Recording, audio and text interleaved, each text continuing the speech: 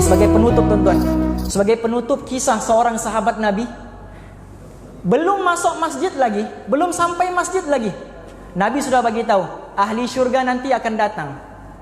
Sekejap lagi ahli syurga akan masuk pintu masjid nih. Sahabat-sahabat semua tengok. Bila dia datang, oh si anu, si fulan. Esoknya Nabi bagi tahu lagi, kejap lagi akan datang ahli syurga. Datang, oh si anu, si fulan, orang yang sama. Jadi ada seorang sahabat nih, dia pikir kenapa Nabi panggil dia nih ahli syurga, aku ndak pula. Padahal sama-sama sahabat, ya kan? Padahal sama-sama sahabat. Contohlah contoh, kenapa Ustaz panggil si kakak ini ahli syurga? Tengok muka macam ahli neraka. Misal, contoh ya, contoh. Padahal sama-sama juga kami pergi pub. Misalnya.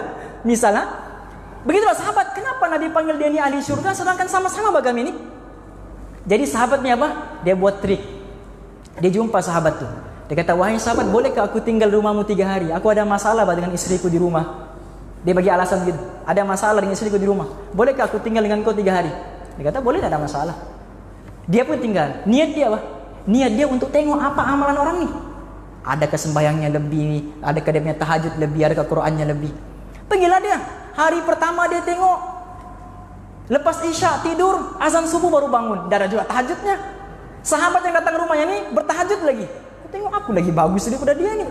Bertahajud juga, dia ini tidak tidur saya. Aku tengok aku punya zikir, aku lebih banyak Quranku. Sampai 3 hari tidak ada bangun tahajud. Bangun waktu azan subuh itu saja. Sampai hari ketiga dia kata, wahai Tuan, sebenarnya saya ada satu persoalan.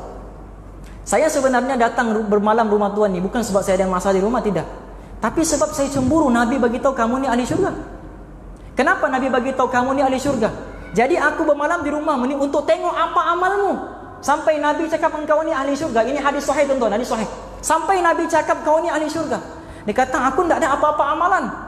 Amalan apa pun tidak ada. Sahabat tu tanya, betul kau cek sekali lagi? Bila dia fikir, cek sekali lagi, baru dia ingat, aku ada satu amalan. Apa dia?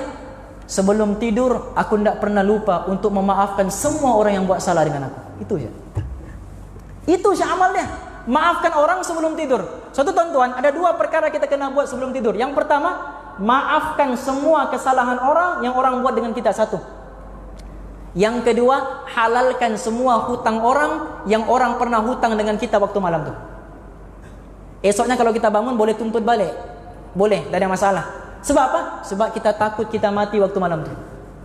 Kita mau mati apa? Mati dalam keadaan tenang. Orang punya salah kita sudah maafkan, hutang orang pun kita sudah langsaikan. Kita sudah halalkan. Barulah mati dalam keadaan misalnya tuan-tuan sudah halalkan hutang orang, tuan-tuan mati malam tu. Mungkin Allah akan kata, dia ni ada hutang ni dengan apa? Dia ni ada orang hutang dengan dia. Tapi dia sudah halalkan. Dia ni ada dosa dengan aku. Sebab dia halalkan dia punya hutang dengan orang, aku halalkan juga semua dosa-dosa dia dengan aku.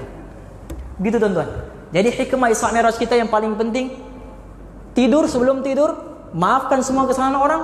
Yang kedua, halalkan semua hutang-hutang orang, hutang-hutang orang dengan kita. InsyaAllah akan dapat hati yang tenang. Bila hati yang tenang, hidup pun tenang. Bila hidup tenang, insyaAllah mati kita pun akan tenang dan berada di tempat yang paling tenang sekali, syurga Allah Subhanahu